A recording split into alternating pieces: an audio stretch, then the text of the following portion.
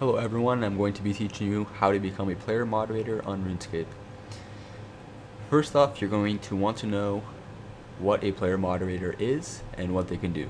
A player moderator is a player that is normal, they play the game the same way as everyone else. However, they have a silver crown next to their name when they speak or private message you. Their abilities that are different than ours, or the public, is that they can mute for 48 hours, judging on the guidelines that Jagex gives them. They have to decide if it's mutable or not. There's rules that they have to follow, and there's a lot of confidential information that the public does not know about them. Now, I may be revealing some confidential information in this video, so if I do, I apologize, Jagex.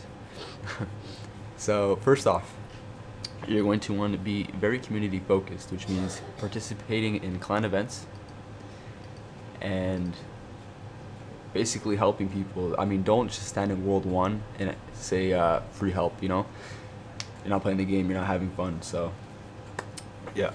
You're going to want to follow the rules. Now, you're going to probably be saying to yourself right now, oh, I've gotten muted before, or I've been banned. Now, it doesn't matter. I've had a friend that had 8 out of 10 black marks when black marks were around, and he became a player moderator. But then he got demodded maybe a year after he had his mod because he abused his powers. So black marks does not matter. Sometimes I think Jagex randomly picks people, but you know, I'll get into how they pick it because I actually do know how they pick it. Now, for your account, you're going to want to have a secure account, which means have a bank pin, recovery questions, strong password. Mine is 20 characters long. Capitalized letters, lowercase numbers, all mixed up. It's just gibberish. Now, you're going to want to refresh these recoveries, bank pin, passwords, and emails every 1 to 3 months. Another way that you can get noticed by Jagex is to be active on the forums.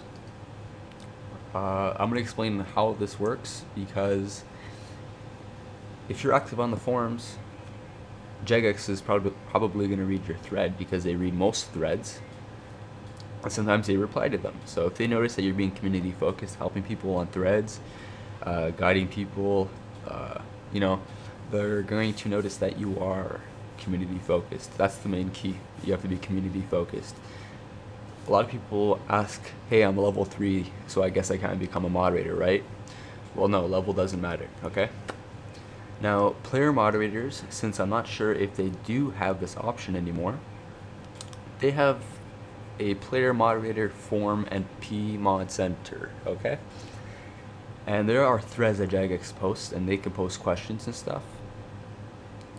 And Jagex has a recommendation thread where player moderators can suggest or recommend to Jagex staff to investigate an account and perhaps invite them.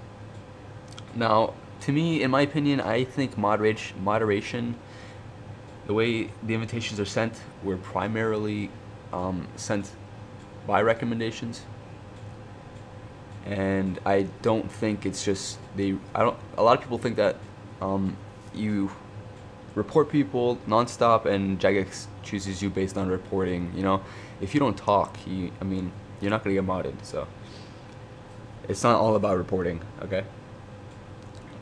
Also, Jagex mods do have personal accounts that they do play on at home, but they cannot access their Jagex moderator accounts, which Jagex moderators have gold crowns.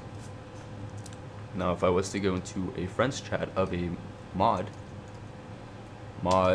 MMG, see, they have clan chats that you can enter, okay?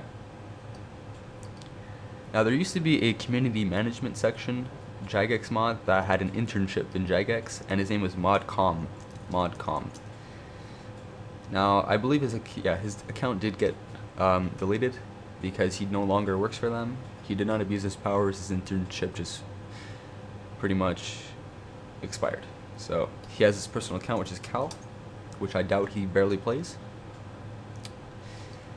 And pretty much Jagex mods have their personal accounts. Now you see he has Cal, or Call, and he would pretty much walk around RuneScape and play the game normally at home and write down on a piece of paper usernames of players that he thought should be invited when he went back to work the next day.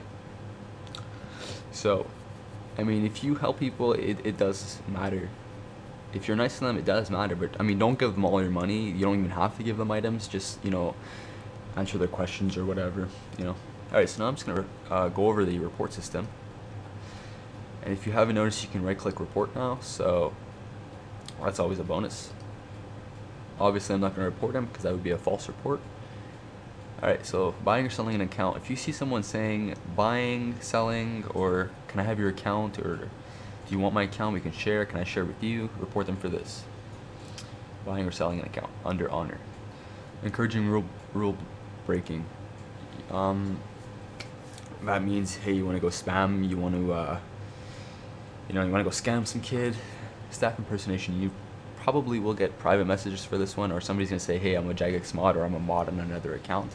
Maybe they are a mod on another account, but you're not supposed to say that if you are a mod. So staff impersonation.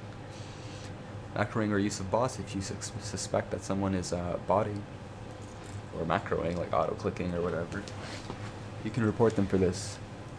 Scamming. Don't just report somebody who says hot and cold like this guy right here. RS ruined my life. Hello.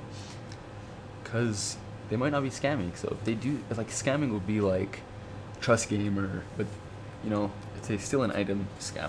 Scamming is where you report it. Exploiting a bug. If you see somebody bug abusing, report them for it. You don't have to submit a form, but I'm sure it records their screen once you report this. But yeah.